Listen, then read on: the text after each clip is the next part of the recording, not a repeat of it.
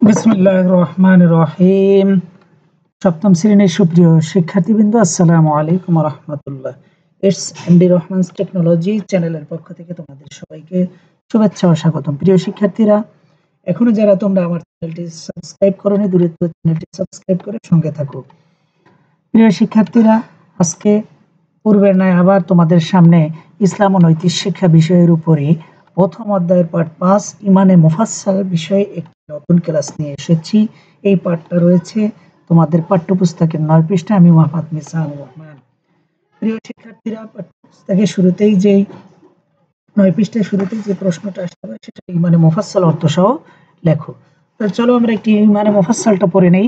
আমানতু বিল্লাহি ওয়া মালাইকাতিহি ওয়া কুতুবিহি ওয়া রাসূলিহি ওয়াল ইয়াউমিল আখিরি ওয়াল কদরি খাইরিহি ওয়া শাররিহি মিনাল্লাহি তাআলা ওয়াল বা'সি বা'দাল মাউত। তোমরা যারা আরবিতে লিখতে পারবে ভালো, আর যারা লিখতে পারবে না তারা বাংলায় লিখবে। প্রিয় শিক্ষার্থীরা, চলো আমরা ইমানে মুফাসসালের অনুবাদটা জেনে নিই, অর্থ জেনে নিই।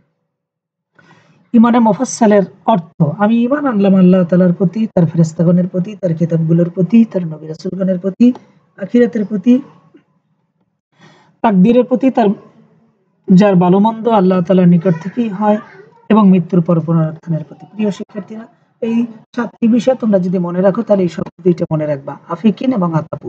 আতে আল্লাহ, ফেতে ফেরেশতা, ইতে কিতাব, নতে নবী রাসূল, আতে আখিরাত, তাতে তাকদীর, পুতে পুনরুত্থান। দুইটা শব্দ মনে রাখলে ৭টা তোমার মনে অনায়াসে চলে আসবে। প্রিয় শিক্ষার্থীরা, এবারে যে প্রশ্নটা আসবে সেটা হলো তাৎপর্য। ঈমান শব্দের অর্থ বিশ্বাস, আর মুফাসসাল অর্থ বিস্তারিত। ঈমান মুফাসসাল অর্থ বিস্তারিত বিশ্বাস। বিস্তারিতভাবে ঈমানের বিষয়গুলো কথা এখানে বলা হয়েছে। পৃথকভাবে সবকটি বিষয়ের প্রতি বিশ্বাস স্থাপন করা যায়। উক্ত বাক্যে ঈমানের ৭টি মৌলিক বিষয়ের কথা বর্ণনা হয়েছে। প্রিয় শিক্ষার্থীরা, চলো আমরা সেই ৭টি বিষয় আস্তে আস্তে করে এখন জানব।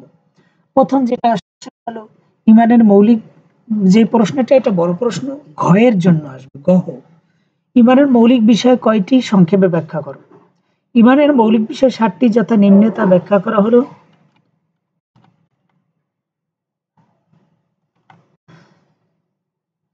আল্লাহ তাআলার প্রতি বিশ্বাস ১ নাম্বার। ঈমানের সর্বপ্রথম বিষয় হলো আল্লাহ তাআলার প্রতি বিশ্বাস। বস্তুত আল্লাহ তাআলার প্রতি বিশ্বাসই হলো ঈমানের মূল। আমরা আল্লাহ তাআলার তাওহীদ বা একত্ববাদে বিশ্বাস করব। তিনি এক ও অদ্বিতীয়। তিনি তার সত্তা গুণাবলীতে এক ও অতুলনীয়। তার সমকক্ষ বা সমতুল্য কেউ নেই। তার সুন্দর সুন্দর নাম রয়েছে, তাকে আমরা আসমাউল হুসনা বলে থাকি। তিনি একমাত্র মাহবুব, তিনি ব্যতীত অন্য কেউ ইবাদতের যোগ্য সত্তা নয়। তাহলে এখানে একটা প্রশ্ন আসতে পারে, সম্পূরক আল্লাহ তাআলার প্রতি বিশ্বাস বলতে কি বোঝায়। প্রিয় শিক্ষার্থীরা, দ্বিতীয় নাম্বার ঈমানের মৌলিক যে বিষয়টা রয়েছে সেটা হলো ফেরেশতাগণের প্রতি বিশ্বাস। এখানে একটা সম্পর্ক প্রশ্ন আসতে পারে, সেটা হলো ফেরেশতাগণের পরিচয় দাও। ফেরেশতাগণ আল্লাহ তাআলার বিশেষ সৃষ্টি, তারা নূরের তৈরি, তারা সর্বদা আল্লাহ তাআলার জিকির ও তাসবিহ পাঠে রত থাকেন। তাদের সংখ্যা অগণিত। আল্লাহ তাআলার হুকুম ব্যতীত তারা কোনো কাজই করেন না। আল্লাহর নির্দেশ পালনই তাদের একমাত্র কাজ। ফেরেশতাগণের মধ্যে ৪ জন রয়েছে নেতৃস্থানীয়। প্রিয় শিক্ষার্থীরা, ঈমানের মৌলিক যে ৭টা বিষয়, এর মধ্যে ফেরেশতাদের প্রতি আরো একটা প্রশ্ন রয়েছে, সেটা হলো আহ আহ প্রসিদ্ধ ফেরেশতা কতজন, তাদের কাজ কি। তাহলে এই প্রশ্নের উত্তরটা, প্রসিদ্ধ ফেরেশতা ৪ জন। তাদের কাজ, তারা হলো হযরত জিবরাইল আলাইহিস সালাতু ওয়াস সালাম, যিনি আল্লাহর বাণী নবী রাসূলগণের নিকট পৌঁছে দিতেন। তাহলে একদিকে ফেরেশতার নাম এবং তার কাজ।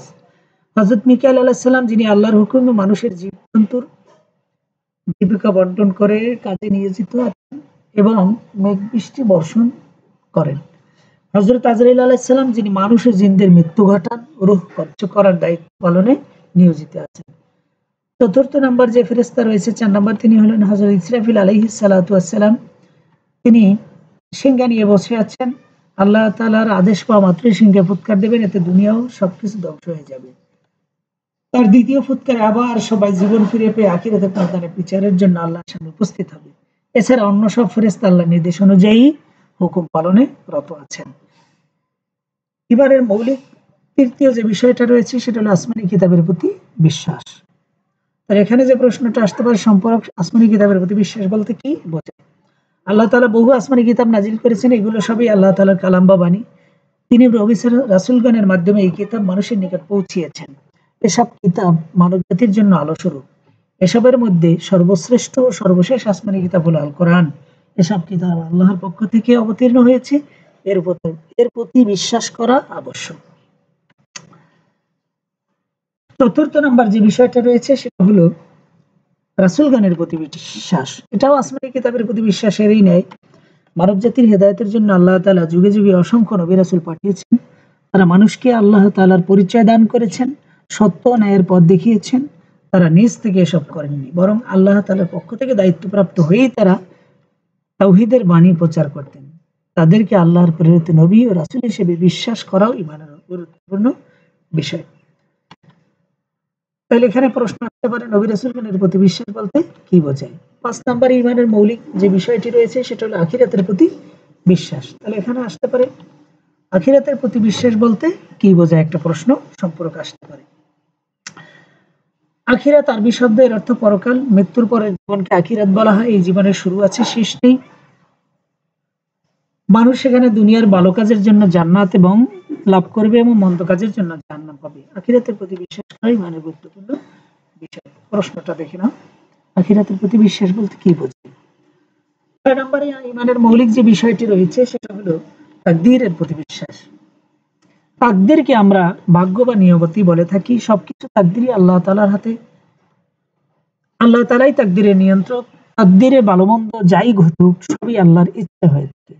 তাকদীর একমাত্র আল্লাহ তাআলাই জানেন। সুতরাং আমরা তাকদীরে বিশ্বাস করব এবং ভালো ফল লাভের জন্য চেষ্টা করব।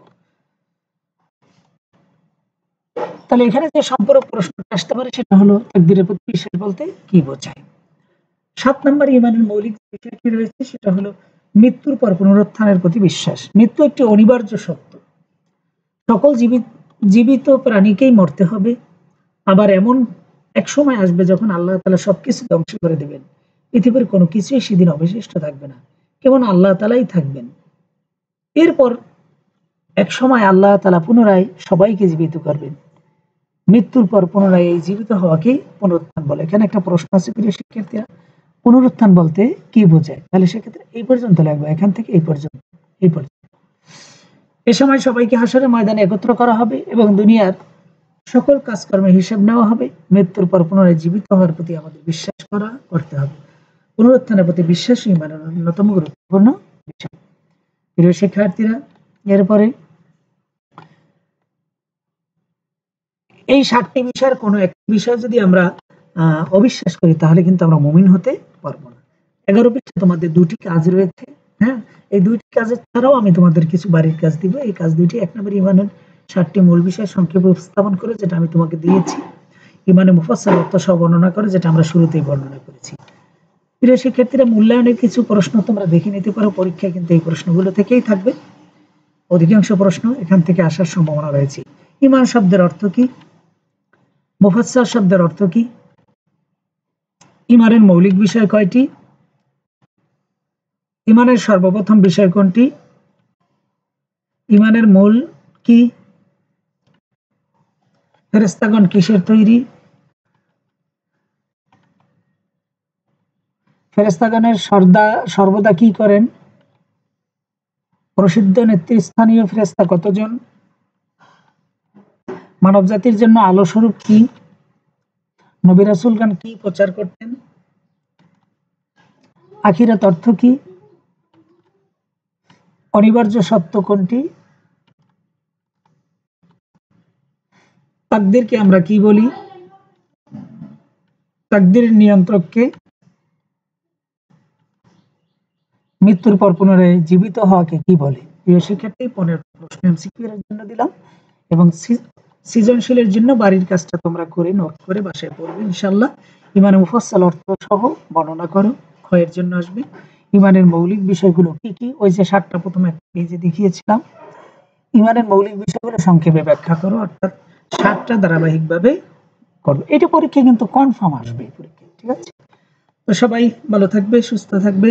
এখনো যারা আমার চ্যানেলটি সাবস্ক্রাইব করোনি, দ্রুত আমার চ্যানেলটি সাবস্ক্রাইব করে চ্যানেলের সঙ্গে থাকলে দ্রুত নতুন নিত্য নতুন ক্লাস তোমরা পেয়ে যাবে। আশা করি সবাইকে ধন্যবাদ জানিয়ে আসসালামু আলাইকুম ওয়া রাহমাতুল্লাহি ওয়া বারাকাতুহু।